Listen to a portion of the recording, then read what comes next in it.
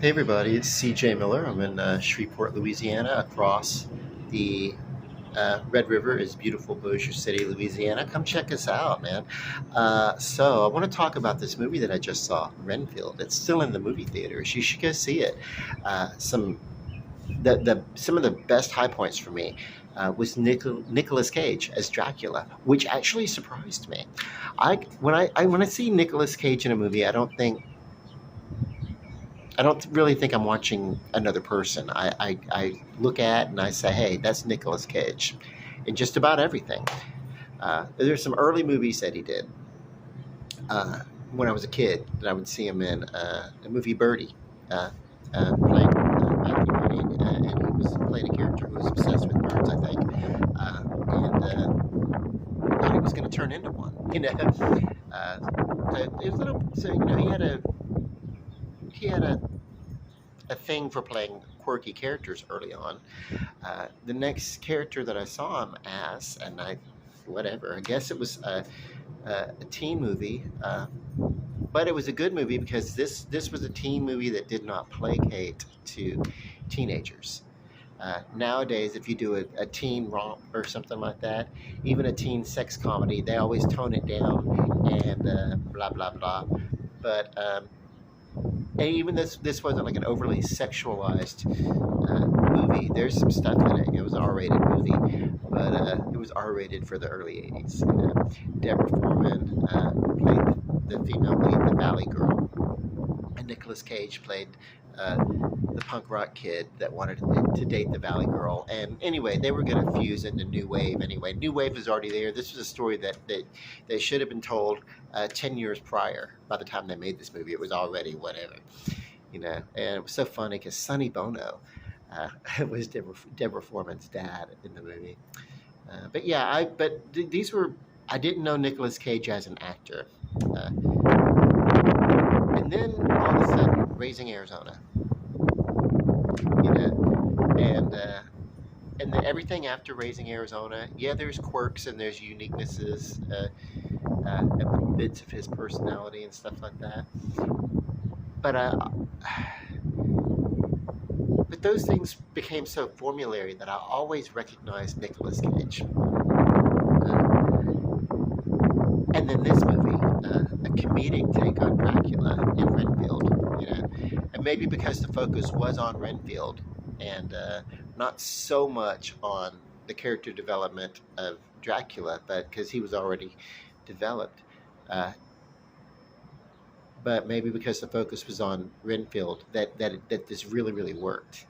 You know, there had been a comedic movie or two about Dracula Dead and Loving It with Leslie Nielsen. That was all right. I didn't really vibe on that so much. The one that I loved that I remember from the 1979, 1980 era ish was Love at First Bite. Now, that was George Hamilton playing Dracula. I did look that up because I couldn't remember. I knew who he was, but I couldn't remember his name. Was he George Harrison? Harrison, something, something, something, George, something, something, something. I knew he was the guy that played Zorro the Gay Blade. And his co star was Susan St. James. She was in a TV show called Caden Alley. Before that, she was in a movie, Carbon Copy. That movie, George Siegel had a son before he was married, and the son was with a black woman, and so yeah, I was they were they were doing some sort of uh, I don't know. This was in the early '80s, and they were, I guess, interracial or biracial or multiracial. Uh, it was still a big thing or a big topic or something to talk about. I don't know, but anyway, that for some reason the whole movie was like, let's hide the fact that I'm your son, from your family and from your work or this or that or whatever. I don't know. It was I don't know. I don't get it. Anyway, especially since George Siegel is Jewish, you know. So, I mean, there was a big deal about it. He was the first actor to actually use a Jewish surname, George Siegel. But anyway, Susan St. James. But that was whatever. I've digressed. We're going to get back to Renfield, this movie Renfield. It's great. I'm not going to spoil it for you other than to say Nick Cage, I recognize him in just about every other feature, including the vampire movie that he did before, Vampire's Kiss, where he was just obsessed with being a vampire, thought he had been turned into a vampire.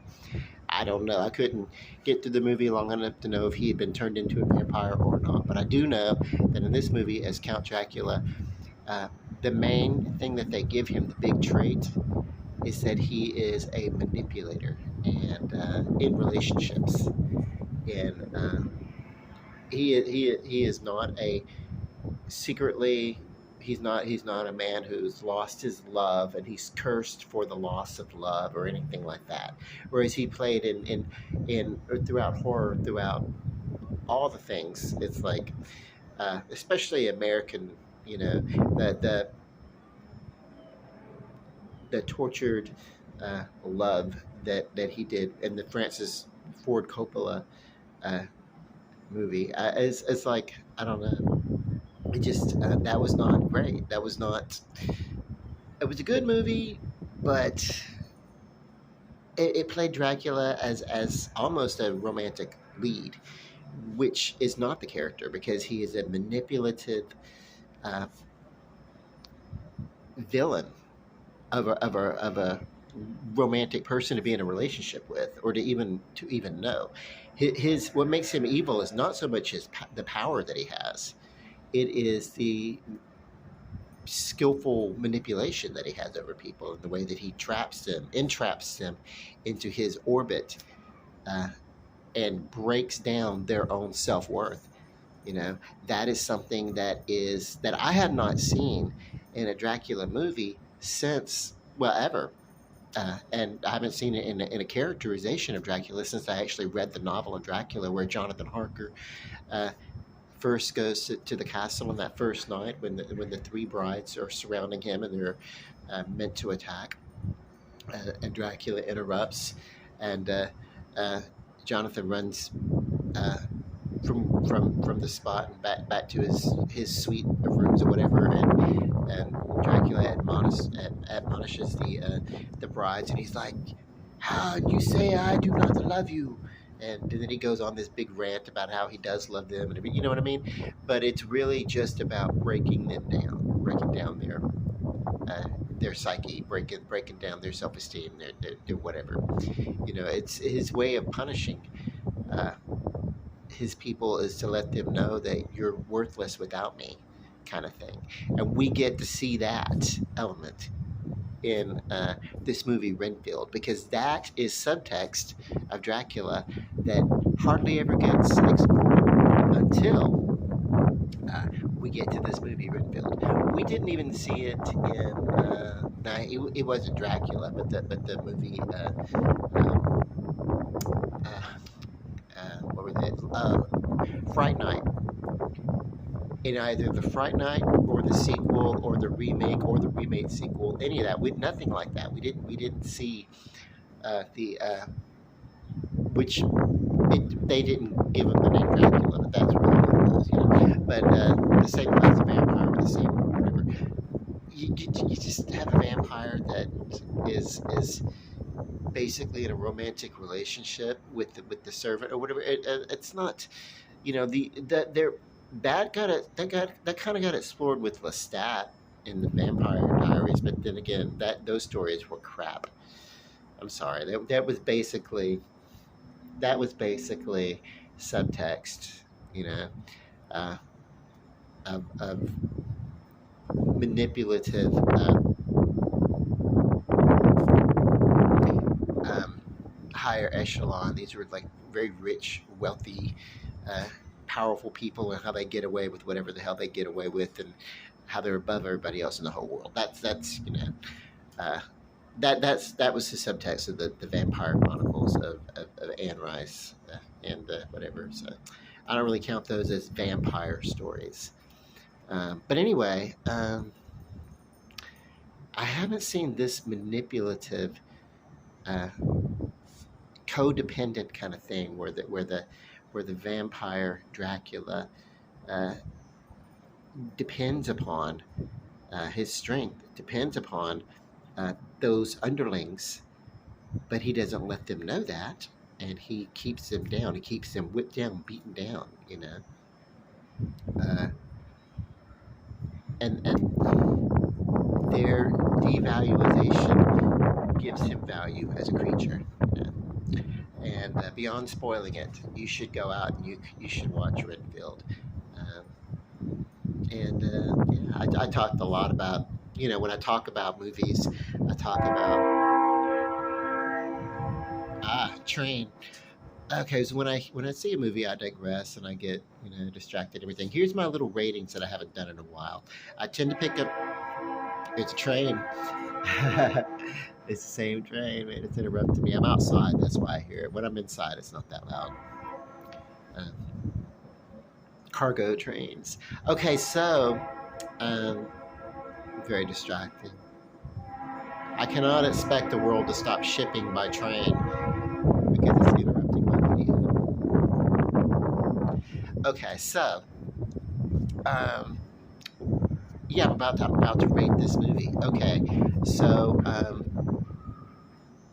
yeah, I would not see it in IMAX. I would not see it in 3D, 4D, or anything like that. So standard, S for standard. I would pay to see it in standard. My ratings go from like, would I see it in IMAX? Great, then I'll rate it in I. Would I see it in 3D? Then I'll give it a you know,